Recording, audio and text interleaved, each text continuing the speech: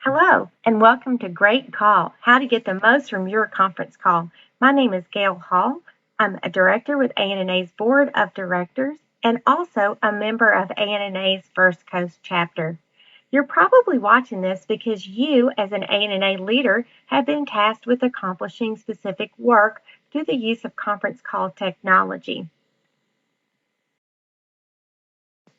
So our objectives for you today are to describe how to prepare for a productive conference call and to explain how to overcome distractors and obstacles to a good call.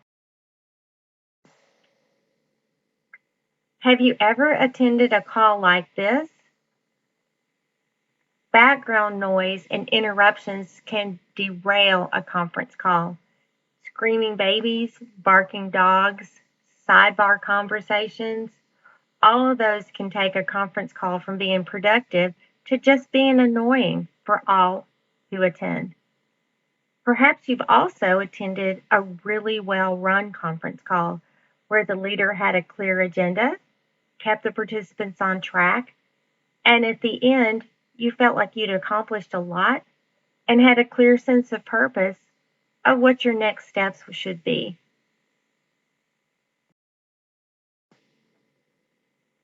So let's get started.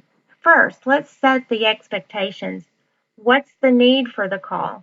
Is this a one-time call, or does it need to be on a monthly schedule? Who are the participants that you need to be on the call? And how can you get them scheduled for this call? What works for the group? One idea is to try doodle.com. You can send out an invitation to your participants, and then they can choose a schedule that works for them. Another idea is to send out 3 choices of dates and times that work for you, the leader, and allow your participants to let you know what works best for them. And then you would just choose the date and time that works for the majority of people. Provide clear direction for the participants. How often will you have the calls? Again, is this a one-time or a monthly call or a quarterly call? Does everyone in the group need to attend? Or do you have some sidebar groups where you only need specific individuals to participate? What do members need to do to prepare? Are there reports that they need to present? Information that they need to gather? What do they need to do in order to be ready for this conference call? Some leaders set a defined maximum of how many calls that participants can miss. For example, they might say that members can only miss 2 calls during the year. If that's the case, then you as the leader would need to follow up with that individual, find out what's going on, and make sure that expectations are clearly understood.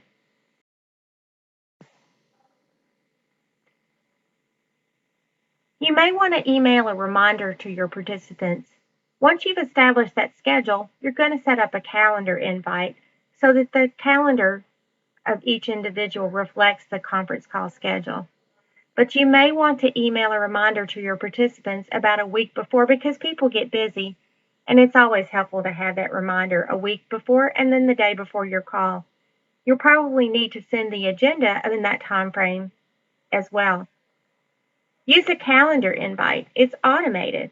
You can add the conference line and participant code to the location field of the invite in this format. For example, the call number and the conference room number, which serves as the passcode, followed by the pound sign. That way, participants will have the call-in information at their fingertips when it's time for the call.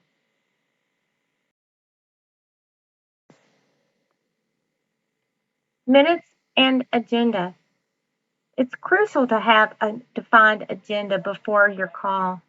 You can use your ANNA work plan as your agenda and subsequently as your minutes. If you do that, you will need to add a few lines to the table to record your participants' names, those who were absent, and the start and stop time of your meeting. Another idea is to use the conference call minute document. Either document is acceptable to ANNA, so you can use the one that works best for you. You'll need to establish who's going to take the minutes during the call. Will it be you, the leader? Will it be a designated individual? And if it is another person, make sure that they've got that agenda template so that they can follow along during that time. Also, make sure that they're on the call prior to the start of the call so that they don't miss any of the conversation.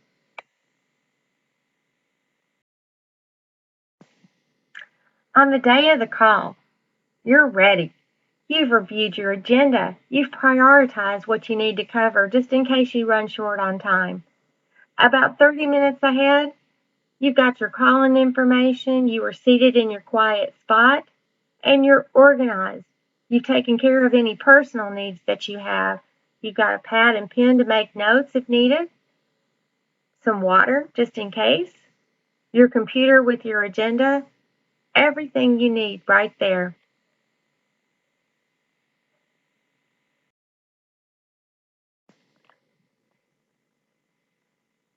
Make sure you've got your call-in information and then call in about 5 minutes or so ahead of time. As the leader, the call won't start until you start it, so it's important that you're on for when your participants call in. Once the call starts, give participants about 5 minutes for everyone to join in, and then call roll. If some participants join late, don't stop to recap the call every time someone joins. Not only will that derail your agenda, but it's also disrespectful to those who took the time and trouble to join the call at the appointed time. You can always catch those participants up later, or they can review the minutes and then let you know if they've got questions.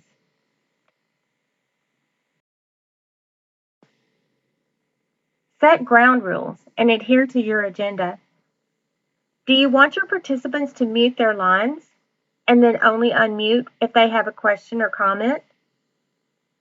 It's important that everyone on the call demonstrate consideration for others if they have background noise, such as driving or an airport. Some of your participants may have personal issues or questions that pertain only to them. You may want to set the expectation at the beginning of the call that you do have a full agenda and ask those with those sidebar issues if you can speak with them about them one-on-one. That way, you don't take up the group's time for something that's really only pertinent to one or two people. Keeping people engaged can be a real concern on a conference call. It's hard to know when you can't see folks if they're still there, and that can lead to the tendency for folks to disengage, to multitask, or to just tune out altogether. You as the leader can help people feel like they're all in the same room by keeping the conversation interactive. One way to do this is to record the names of the folks that are on the call and then call them out to ask them specific questions and to engage in the discussion. You might do that by saying something like, "So what do you think, Janet?" Or, "Celeste, have you had any experience with this idea before?"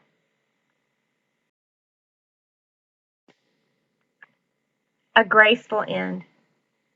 You may want to ask someone to let you know when you've got about 5 or 10 minutes so that you can make sure that you cover the most pertinent items in your agenda and that so you can wrap up the call before folks start dropping off. Ask at the end if you have folks that have joined late. You might want to read out the names that you've already captured and make sure that you don't have anyone else that you've missed. As the leader, if you don't hang up at the end of the call, it keeps going. That means minutes and dollars will continue to accrue. So make sure you hang up. Email those meeting minutes as soon as you can after the call, whether it's you or another person who's taking them, so that the folks with action items can start to work on them while the information is fresh.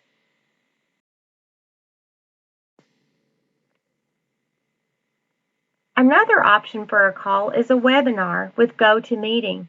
You may need a little bit more when you want to add a visual component to your conference call. A webinar can be very helpful when you want to review materials together with your group. Things like websites, agendas, document drafts, or PowerPoints can be very helpful to have that visual component in front of your group. If you're planning a call and feel that adding a webinar feature would help you, it's available at no additional cost. The webinars must be scheduled in advance. To request a webinar, contact Celeste Tyrell at celeste.tyrell@annanurse.org.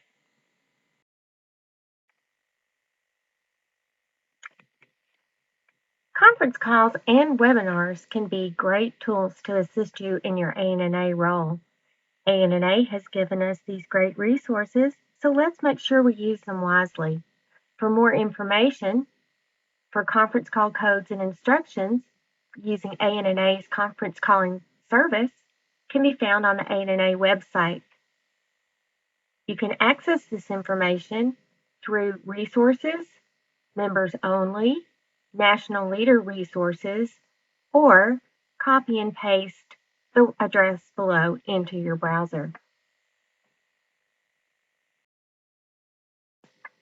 Thank you for viewing this Fast 15. We hope it helps you in your ANNA work. To find more resources and information for your board of directors, committee, or spin role on the web, go to www.annanurse.org/BLW15. To see more Fast 15 topics, go to www.annanurse.org/RTS or Resources, Members Only, Road to Success. If you think of a Fast 15 topic that will benefit ANNA leaders in their volunteer roles, contact janet.betts@annanurse.org. Thank you, and I hope you've enjoyed this Fast 15 and look forward to great calls.